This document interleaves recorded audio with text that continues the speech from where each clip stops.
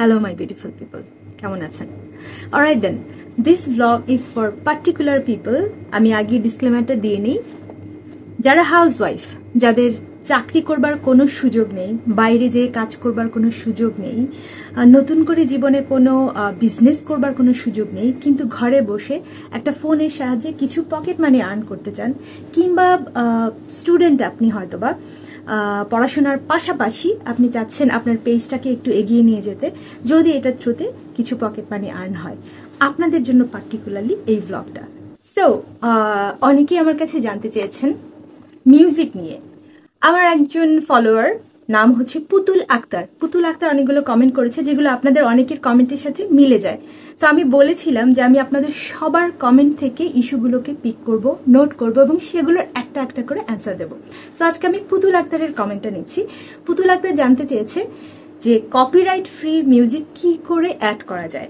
So ফেসবুকে আপনার পেজের জন্য আপনি কপিরাইট ফ্রি মিউজিক অ্যাড করতে পারবেন ফেসবুকের মেটা সাউন্ড কালেকশন থেকে।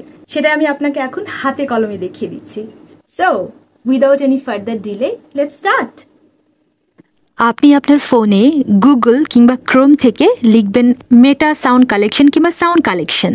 সার্চ বাটনে সার্চ করতে এই যে মেটা সাউন্ড কালেকশন অপশনটা আসে, এটাতে ক্লিক করবেন। ঢুকবার সময় আপনার কাছে আপনার ইমেইল অ্যাড্রেস এবং ফেসবুকের পাসওয়ার্ড যাবে, আপনি সেগুলো দিয়ে তারপর এই ইন্টারফেসটায় ঢুকে যাবেন। এই দেখুন, এখানে তো একেবারে মিউজিকের খনি। এখানে সব মিউজিক আপনি কপিরাইট ফ্রি পাবেন। আর এখানে জনরা, মুড, বিভিন্ন রকমের ফিল্টার করা যায়। সেই ফিল্টারগুলো করে আপনি আপনার পছন্দ মতো মিউজিক খুঁজে নেবেন। আপনার বোঝার সুবিধার্থে ফর এক্সাম্পল আমি একটা স্যাম্পল দেখিয়ে দিচ্ছি। এই যে ধরুন, আমি এখানে ইন্ডিয়ান জনরার মুড সিলেক্ট করব। আমরা যে টাইপের ভ্লগ বানাই, বা আমরা যেহেতু এশিয়ান বা বাংলাদেশি, ইন্ডিয়ান জনরার মুডগুলো বা ইন্ডিয়ান জনরার সংগুলো আমাদের সাথে বেশি ম্যাচ করে, তাই আপনাকে আমি ইন্ডিয়ানটাই দেখিয়ে দিচ্ছি। এই যে দেখুন, ইন্ডিয়ান জনরার কত মিউজিক এখানে। আপনার ভ্লগের সাথে থিম ম্যাচ করে, বা আপনার মন মতো যে কোনো একটা মিউজিক আপনি চুজ করে নিন এখান থেকে। এখানে প্লে বাটন আছে, প্লে বাটনে চাপলে আপনি মিউজিকটা শুনতে পাবেন, কিংবা আরও অনেক ক্রাইটেরিয়া আছে। মিউজিকের লেংথ, মিউজিকের ডেপথ, মিউজিকের মুড, টেম্পো, মিউজিশিয়ানকে আপনি যে কোনো কিছু ধরে ফিল্টার করে নিতে পারবেন। সো আমি যেটা করি, আমি আগে মিউজিকটা প্লে করে শুনি। আমার যে ভ্লগ, সেই ভ্লগের সাবজেক্ট বা থিম অনুযায়ী আমি মিউজিকটা আগে শুনি, চুজ করি, বিকজ ইটস রিয়েলি ইম্পর্ট্যান্ট যে আপনি কী নিয়ে ভ্লগ বানাচ্ছেন সেটার সাথে যদি মিউজিকটা ম্যাচ না করে, তাহলে সেটা মানুষের মনকে ছুঁয়ে যাবে না।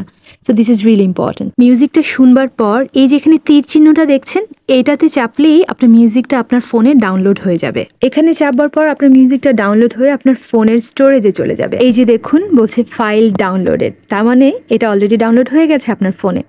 এখন এই যে আই লেখা আছে, এই জায়গাটায় হচ্ছে আপনার মিউজিকের ক্রেডিট ইনফরমেশন দেয়া আছে। এখান থেকে আপনি এটাকে কপি করবেন, এটাকে বলে অ্যাট্রিবিউশন। এটা আপনি কপি করে এরপর যখন ফেসবুকে আপনি আপনার ভ্লগটা পোস্ট করবেন, সেখানে পেস্ট করে দেবেন। এই যে নীল বাটনটার পাশে আরেকটা বাটন লেখা আছে কপি অ্যাট্রিবিউশন, সেখানে চাপলে আপনার অ্যাট্রিবিউশনটা কপি হয়ে যাবে। কপি করে আপনি সেখান থেকে বের হয়ে আসবেন। আমি যেটা করি সেটাই আপনার সাথে শেয়ার করছি। এক একজন মানুষ এক একটা জিনিস এক একভাবে হ্যান্ডেল করে। It's important that you do it smartly. So আমি এটা কপি করে আমার মেসেঞ্জারে ঢুকে যাই।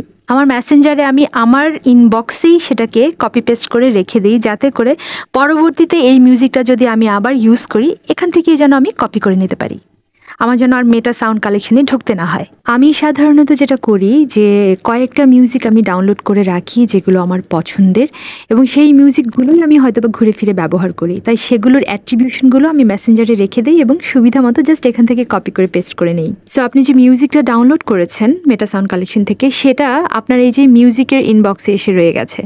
সো এখন এখান থেকে নিয়ে কিন্তু আপনি মিউজিকটা ইউজ করতে পারবেন। So that was it. It's very simple, I know, but এই সিম্পল জিনিসটাই আপনাকে কেউ বলে না।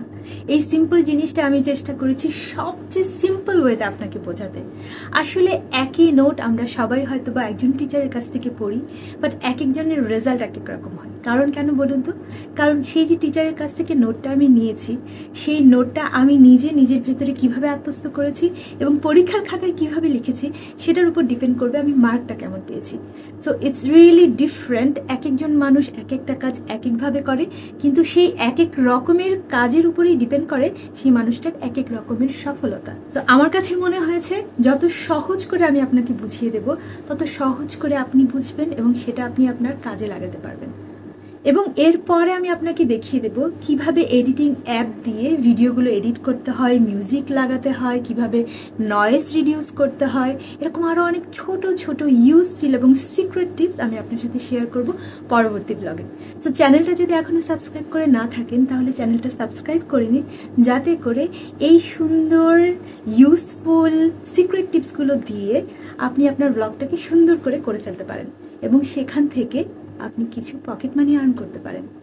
আমি চাই আপনি আমার সাথে গ্রো করুন, আমি চাই আমি নিজে গ্রো করি, আপনাকে সাথে নিয়ে গ্রো হই। দেখা হবে, কথা হবে অন্য কোনো ব্লগে। ততক্ষণ পর্যন্ত স্টে টিউনড উইথ পাপড়িফিকেশন। আডিওস।